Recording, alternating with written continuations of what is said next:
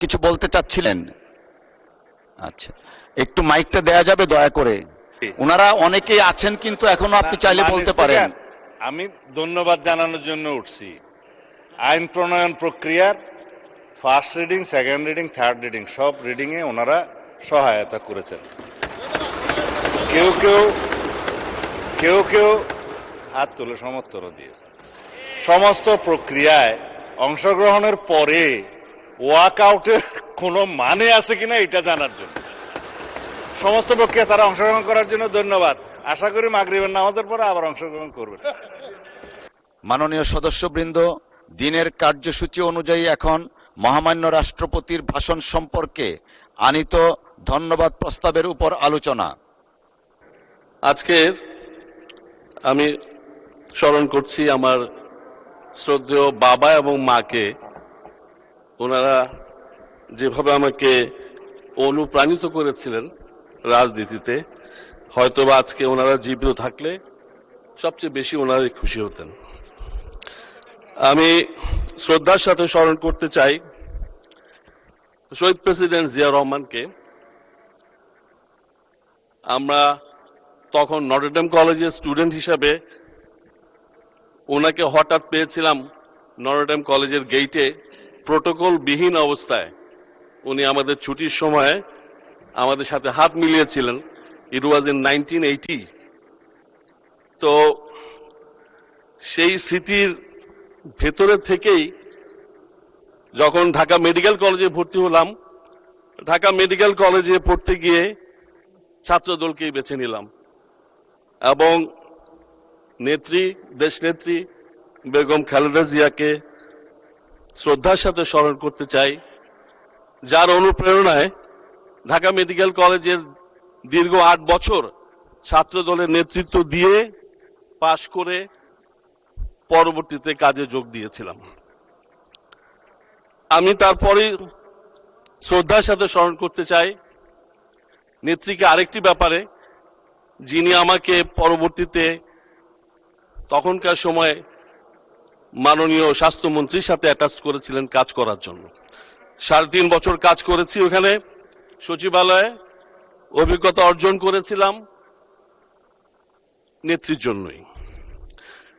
আজকে আমি ধন্যবাদ দিতে চাই আমাদের সংসদ নেতা, যিনি আমাকে 99 সালে ডেকে নিয়ে জাতীয় রাজনীতিতে অংশগ্রহণ করিয়েছেন এবং 2002 থেকে 2025 পর্যন্ত এলাকার নেতৃত্ব, জেলার নেতৃত্ব মাধ্যমে উনি আমাকে জাতীয় রাজনীতিতে উঠিয়ে নিয়ে এসছেন, সর্বোপরি কেন্দ্রীয় নির্বাহী কমিটির সদস্য হিসাবে।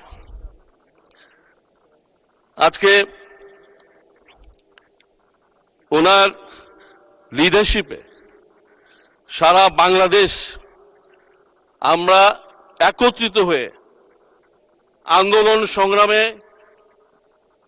24-এর গণ আন্দোলন ছাত্র জনতার আন্দোলন ছিল, কিন্তু আমরা 17 বছর যে আন্দোলনকে তিলে তিলে ম্যাচিউর করেছিলাম সেইটার এক্সপ্লোশন ছিল 24-এর গণ আন্দোলন। আমি মনে করি যে এই আন্দোলনের অর্জিত সাফল্য এটা আমাদের সবার। আজকে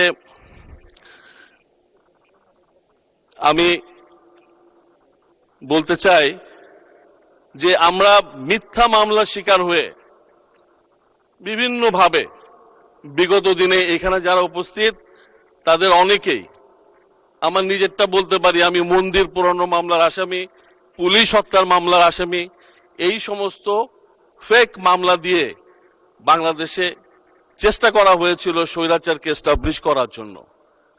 আমাদের নেতা তারেক রহমানের নেতৃত্বে আলটিমেটলি আমরা সফলভাবে এটা ওভারকাম করতে পেরেছি এবং সম্মিলিতভাবে আমরা 24-এর বিজয় ছিনিয়ে নিয়ে এসেছি।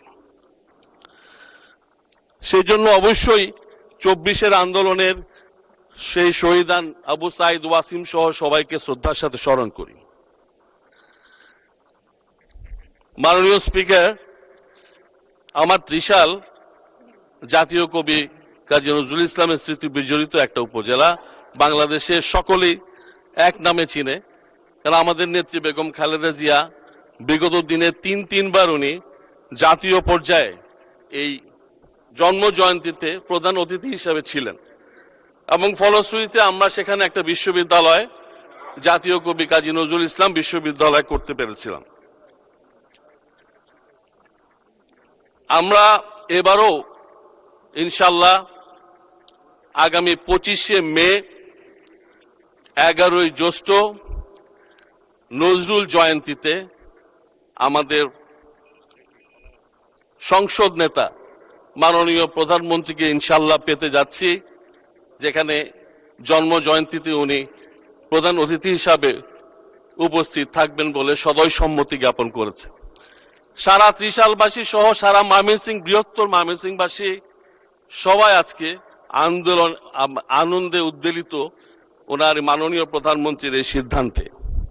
আমি ধন্যবাদ জানাতে চাই মাননীয় প্রধানমন্ত্রীকে সঠিক সিদ্ধান্ত নেওয়ার জন্য, এবং আমরা অধীর আগ্রহে অপেক্ষা করছি। মাননীয় স্পিকার, আমাদের প্রধানমন্ত্রী বর্তমানে যে ভাবে আমাদের দেশকে পরিচালনা করছেন, সে ব্যাপারে আমি দুই একটা কথা বলতে চাই রাষ্ট্রপতিকে ধন্যবাদ দিয়ে। আসলে রাষ্ট্রপতিকে ধন্যবাদ না দেওয়ার কোনো কারণ নেই, কারণ উনি একাধারে শহীদ প্রেসিডেন্ট জিয়া রহমানকে স্বাধীনতার ঘোষক থেকে শুরু করে নিয়ে বেগম খালেদা জিয়াকে বাংলাদেশের আপামর মানুষের জননেত্রী হিসাবে ঘোষণা করে, এবং বর্তমান নেতৃত্ব তারেক রহমানের নেতৃত্বে দেশ এগিয়ে যাবে আশাবাদ ব্যক্ত করে বক্তব্য রেখেছেন। আমাদের অপোজিশনের বন্ধুরা ওনারা মিস করে গেছেন বলে আমি মনে করি। আসলে ওই ভাষণটায় ওনাদের থাকা উচিত ছিল, বরং ওনারা এনজয় করতে পারতেন, অনেক বেশি এনজয় করতে পারতেন। ওনারা যা বলতেন তার থেকেও অনেক বেশি মহামান্য রাষ্ট্রপতি বলে ফেলেছিলেন। যাই হোক, আমরা আগামী দিনে ধন্যবাদ। 2 মিনিট সময় চাচ্ছেন, যে 2 মিনিট সময় বরাদ্দ করা হলো। Thank you very much. তো আমি আমাদের বর্তমান নেতৃত্বে মাননীয় প্রধানমন্ত্রীর নেতৃত্বে যা দেখতে পাচ্ছি, স্বাস্থ্য, শিক্ষা, খেলাধুলা এবং ম্যান পাওয়ার, এই 3টে এরিয়াতে উনি অত্যন্ত বিচক্ষণতার সাথে পরিকল্পনা মাফিক এগিয়ে চলেছেন বলে আমরা দেখতে পাচ্ছি। স্বাস্থ্য ক্ষেত্রে ওনার যে হোমওয়ার্ক, বিগত দিনের হোমওয়ার্ক উনি ইমপ্লিমেন্টেশন করতে চাচ্ছেন, ওয়ার্ড লেভেলে হেলথ সার্ভিস থেকে শুরু করে নিয়ে হেলথ সার্ভিসকে পাবলিক প্রাইভেট পার্টনারশিপে দিয়ে, এবং একই সাথে উনি হেলথ এডুকেশনকে কোয়ালিটির মধ্যে নিয়ে এসে যেভাবে এগিয়ে যাচ্ছেন, অবশ্যই ইনশাল্লাহ বাংলাদেশের একটা ব্যাপক পরিবর্তন স্বাস্থ্য ক্ষেত্রে আমরা ইনশাল্লাহ ভবিষ্যতে দেখতে পাবো। একই সাথে শিক্ষায় উনি, আমি মনে করি প্রাথমিক এবং টারশিয়ারি ক্ষেত্রে, এবং টারশিয়ারিতে ভেরি ইম্পর্টেন্ট যে আমরা প্রাইভেট ইউনিভার্সিটি, প্রাইভেট মেডিকেল কলেজগুলোকে we should bring them in accountability. যেভাবে প্রাইভেট মেডিকেল কলেজ পড়াশোনা করাচ্ছে, যেভাবে ডাক্তার তৈরি হচ্ছে, আমরা ভবিষ্যতে কাদের কাছে চিকিৎসা নিব, এটা নিয়ে কিন্তু আমার যথেষ্ট সন্দেহ আছে মাননীয় স্পিকার। তো সুতরাং এইগুলা সহ উনি যেভাবে এগিয়ে যাচ্ছেন, স্পোর্টসে উনি শক্তভাবে কাজ করতেছেন মাননীয় মন্ত্রীর সাথে, এবং একইভাবে ম্যান পাওয়ারে উনি চাচ্ছেন ডাইভার্সিফাই করার জন্য ম্যান পাওয়ারের ডেস্টিনেশন।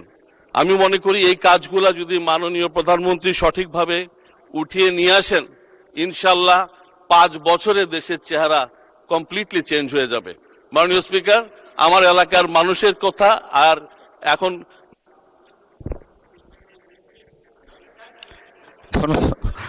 ধন্যবাদ মাননীয় সদস্য। এলাকার কথা বলতে পারেননি এখনো? এলাকার কথা বলতে গেলে আমি হাম্বলি মাননীয় মন্ত্রী পরিষদের যারা সদস্য থাকেন, একটা হাম্বল রিকোয়েস্ট আছে ফ্রম মাই চেয়ার, এলাকার কথা যখন মাননীয় সংসদ সদস্যরা বলেন, সরকারি ট্রেজারি বেঞ্চের এবং বিরোধী দলের কনসার্ন মিনিস্টার যে প্রসঙ্গে আনেন, ওই মিনিস্টার যদি তখন উপস্থিত থাকেন এবং নোট ডাউন করেন, পসিবলি এমপি মহোদয়রা একটু হলে আশান্বিত হবেন। আমি খেয়াল করেছি কনসার্ন মিনিস্টার উপস্থিত থাকা সত্ত্বেও they do pay no heed what the honourable member is saying.